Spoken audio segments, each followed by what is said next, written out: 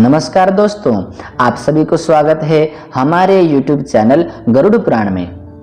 आज हम लोग बात करने जा रहे हैं कैसे कैसे लोग नरक जाते हैं, अर्थात हम कैसे समझ सकते हैं कि ये नरक जाएगा और ये स्वर्ग जाएगा। इस विषय में भगवान विष्णु कहते हैं, हे गरुड़, पापियों को उनके पापों के अनुसार दंड देने के लिए 84 लाख नरक कहे गए हैं, जिनमें से 28 नरक अत्यंत भयानक और प्रमुख हैं, जो अनेक तरह के यातना भेदों से रचे हुए हैं और अनेक यमदूतों से परिपूर्ण हैं। उन नरकों में धर्म का त्याग करने वाले पापिष्ठ मूर्ख मनुष्य गिरते हैं और वहां नरकों की अपार वेदना को कल्प तक भोगते रहते हैं। जो स्त्री और पुरुष परस्पर आकर्षण से युक्त होकर धर्म को त्याग कर अधिकतर विषय सेवन करते हैं, वे लोग तामिश्र, अंधतामिश्र, रौरव, महारौरव आदि अत्यंत भयानक नरकों की यातनाओं को भोगते हैं। इसलिए काम वासना से युक्त होकर कभी भी धर्म को त्याग नहीं करना चाहिए। जो मनुष्य संपत्तिशाली होकर के भी दीन जनों के हित के लिए, उनकी सेवा के लिए कभी भी वस्त्रदान, अन्नदान इत्यादि नहीं करता, केवल अपने कुटुंब का भरण पोषण तथा अपने पेट को मात्र भरता रहता है, ऐसे पुरुष कुटुंब को एवं अपने शरीर को छोड़कर परलोक में नरक के भयानक दुखों को भोगते हैं।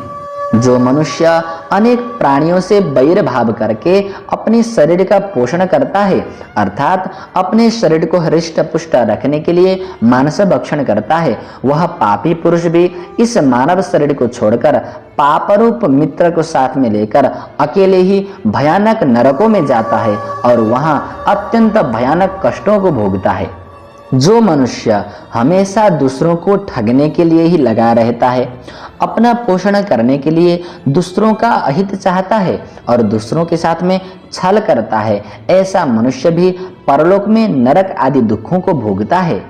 जो मनुष्य मनुष्य शरीर को प्राप्त करके भी विवेक से रहित होकर केवल अहंकार से युक्त होकर मानव जीवन का परम ध्येय भगवान का भजन नहीं करता, देवताओं की आराधना नहीं करता, केवल अपने शरीर के पोषण के निमित्त ही कर्मों को करता है, देवताओं की पूजाओं से रहित होता है, ऐसा मनुष्य भयंकर नरकों में जाकर अत्यंत भयानक कष्टों को भोगता है।